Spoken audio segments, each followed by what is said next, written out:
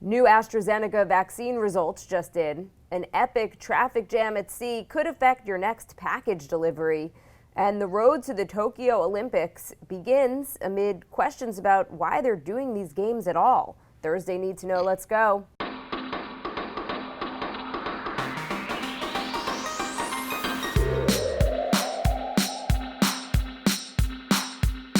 Good morning, this is Cheddar's Need to Know podcast for Thursday, March 25th. I am Jill Wagner with Carlo Versano.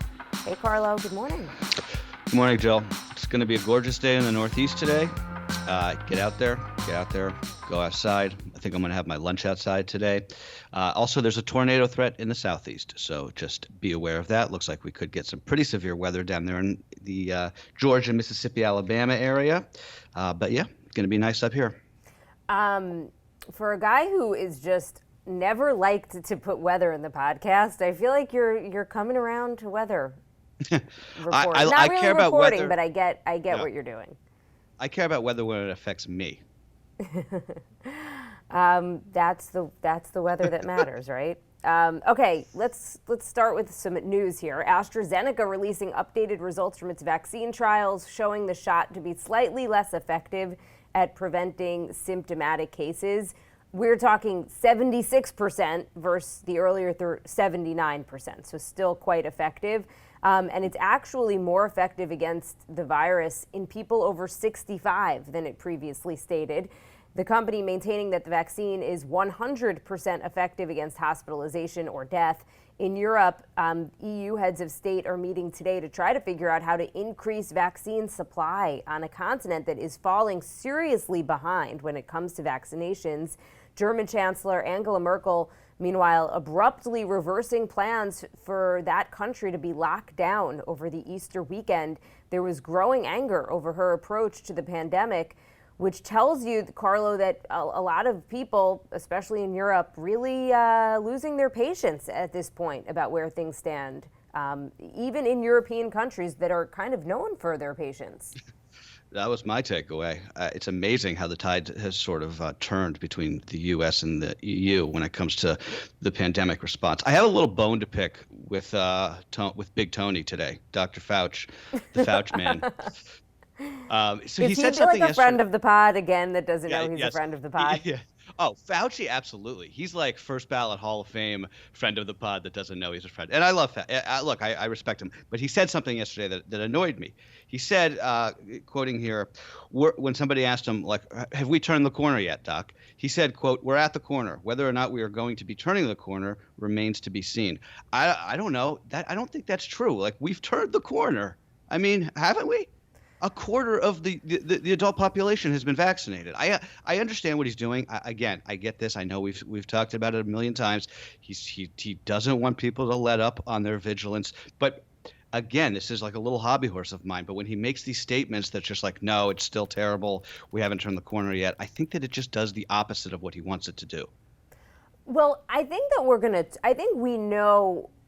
To your analogy last week about the plane landing and yeah, right. Okay, we're going to turn the corner. I think the question is just how difficult that turn is going to be. Is it going to be like a torturous turn? Is it going to be the three-point turn that this ship in the Suez Canal has been trying to do? And we're going to talk about that a little bit later.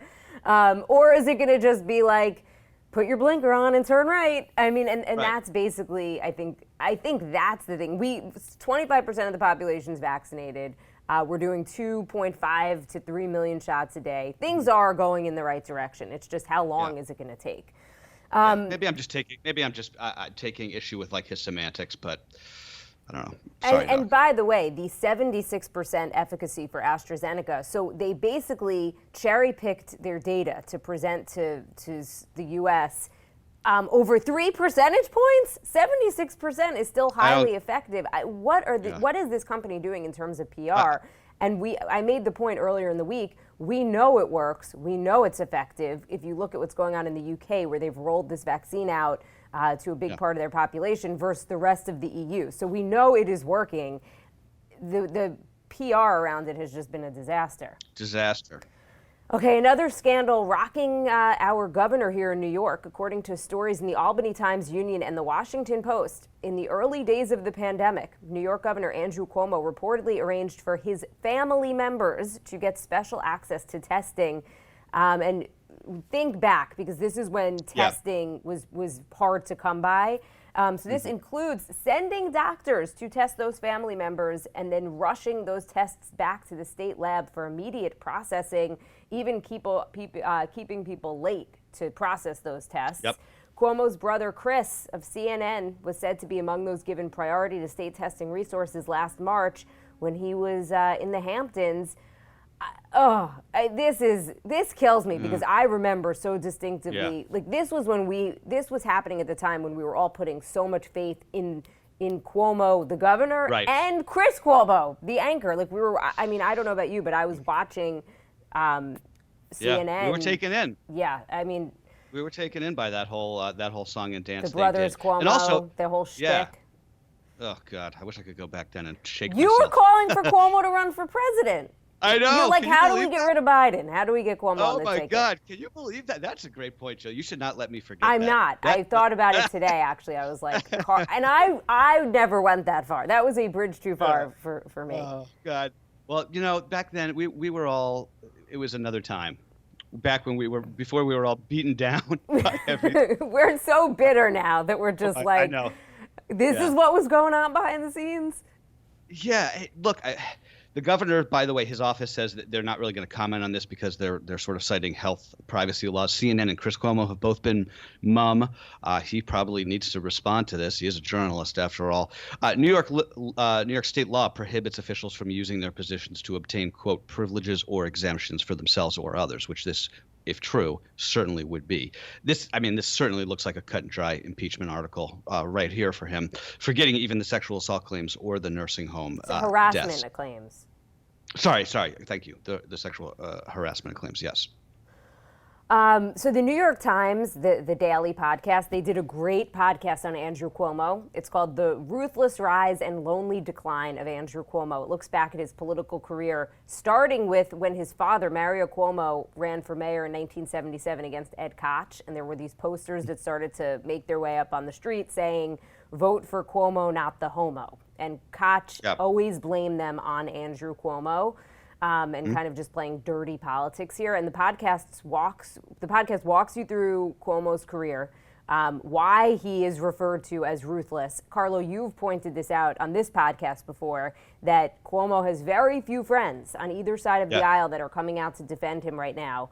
Cuomo's calculus had always been, in terms of just riding out this controversy, or these few controversies over the nursing homes and the sexual harassment allegations, that there's enough goodwill from the public over his handling of COVID and the other things that he has done in his career, that the public wants him in, and that this will eventually just go away.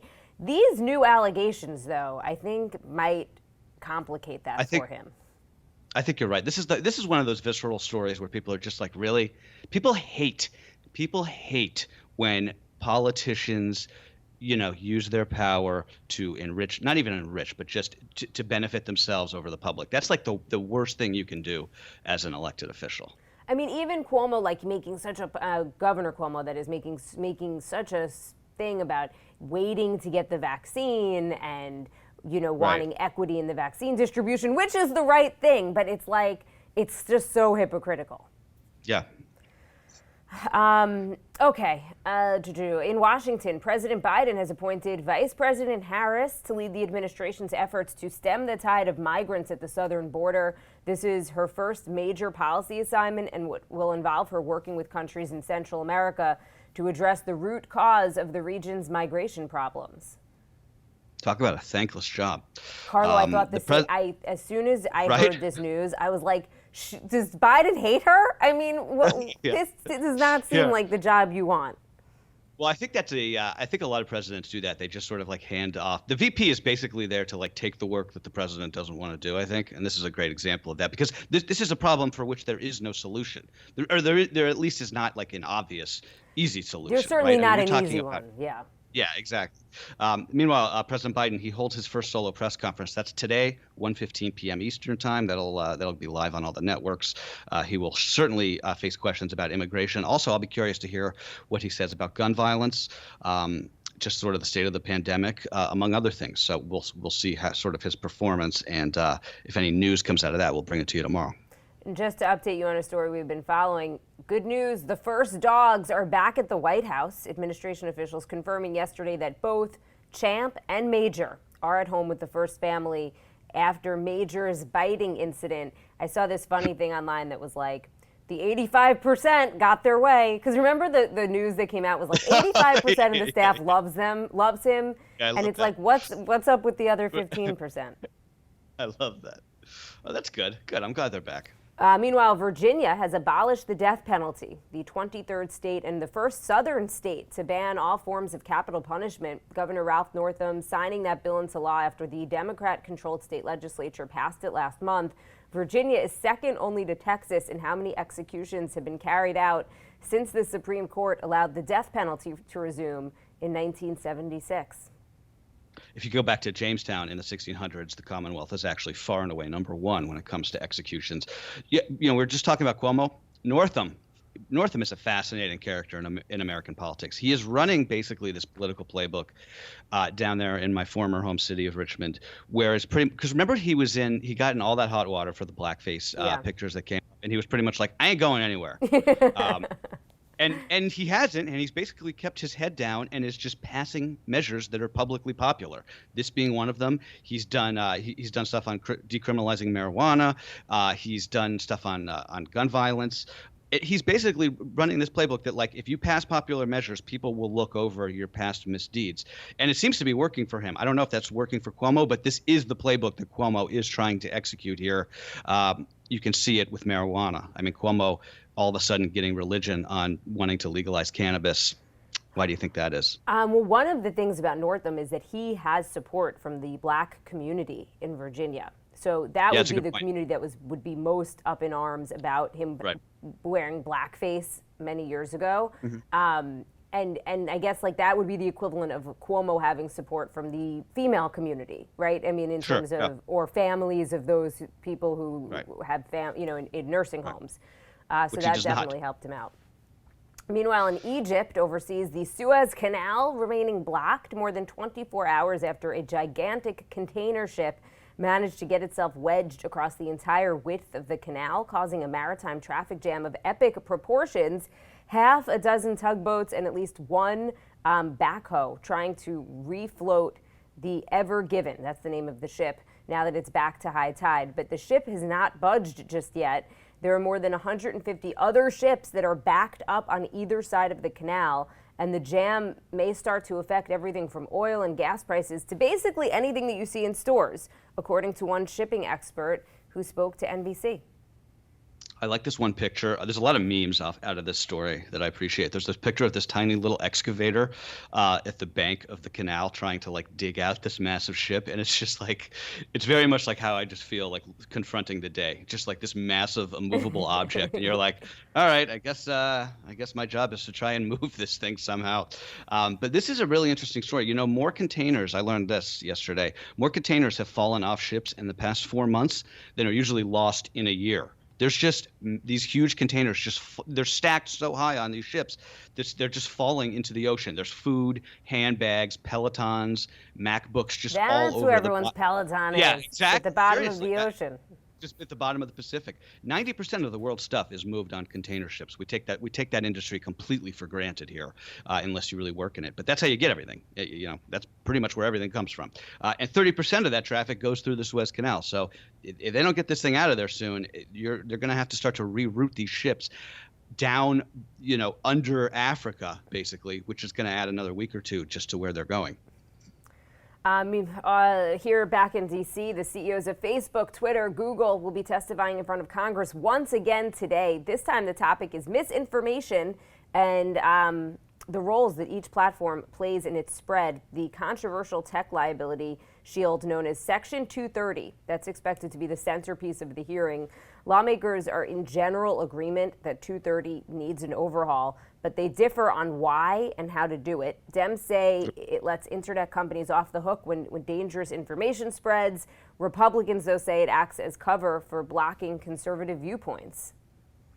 So keep an eye on Zuckerberg today. He's going to he's sort of the the guest of honor of these big CEOs. He's going to propose a change according to his opening statement that was released. He'll propose this change that would make these platforms like his basically earn the legal immunity to host third-party content. It's not really clear what that means, but it would mean they'd have to do something rather than just automatically get this sort of liability protection.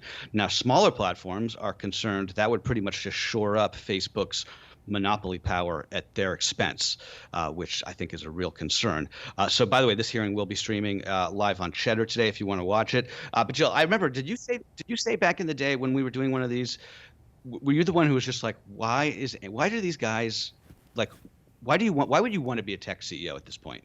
Like, your job is basically to just be hauled in front of Congress, and answer questions about like how the internet works for, senators or congressmen who don't know what they're talking about, right?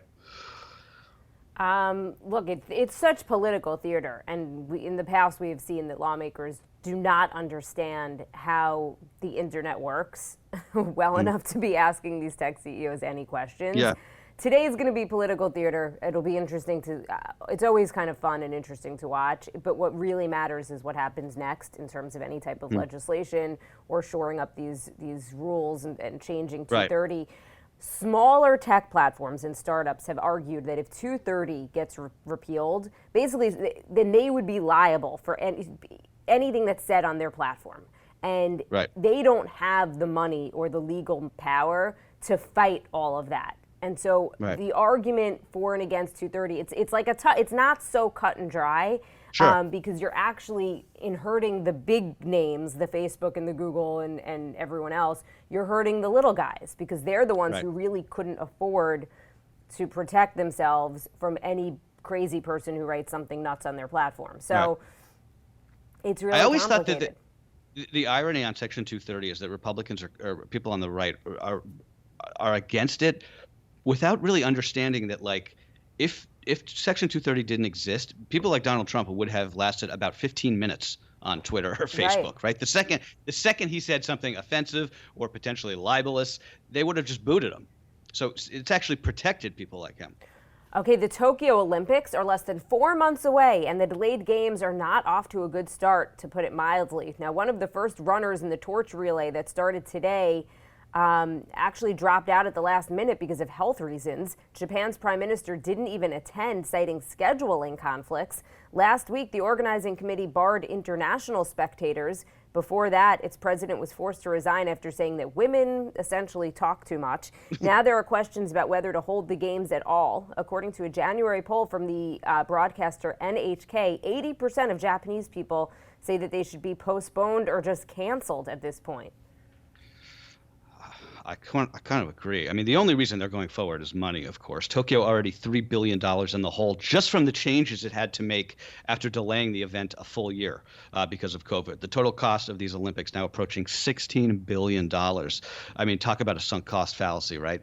I like the Olympics as much as the next guy. I mean, who doesn't like the Olympics, I guess? But can we just take a write down at this point on this one? I mean, do we really need these? Like, I don't know. I'm going to be too busy making out with people on the subway and licking the subway poles this summer to be watching any swimming. That's a joke, by the way. I will not be doing that. Carlo, before we go, we mentioned this, that we were going to be doing this yesterday. Yep. We're going to be walking through what we know about each of the victims in Boulder, and we're going to go in order of their age. So next up, Nevin Stanissic. What do we know about him, Carlo? Yeah, so Neven Stanisic, he was the second youngest victim in the Boulder shooting. His family fled to the United States from the former Yugoslavia back in the 90s as refugees. He was born himself in Colorado. Nevin was known from the reporting that I've gathered as a man of exemplary faith and family values. That's according to the Denver Post. He liked anime and video games, according to his Facebook profile. He was at the King Soopers store that day to fix a broken coffee machine. He had just actually gotten in his car in the parking lot when he was hit by a bullet. He was 23 years old. And before we go, I just want to make a little correction. Yesterday, Denny, the victim that we spoke about, his name is Denny Stong. I refer to him as Denny Strong, so I apologize for that. He was the youngest victim, and more information about him keeps coming out. Just his friends talking about what an amazing guy he was. He was also a clerk at that supermarket. All right, Carlo. We are going to leave it there. That is what you need to know for Thursday, March 25th. See you guys tomorrow.